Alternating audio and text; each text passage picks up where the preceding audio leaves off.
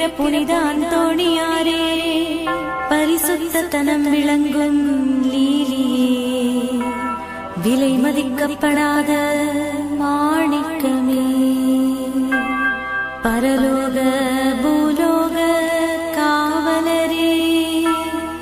கஸ்தி துன்பப்படுகிறவர்களுக்கு பரம சஞ்சீவியானவரே,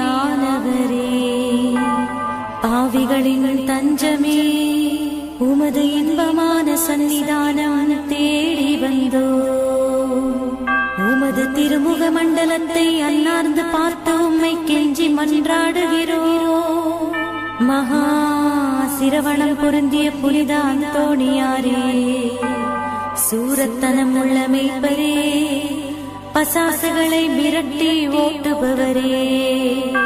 திருச்சபையின் கருணையின் கண்ணாடியானவரே,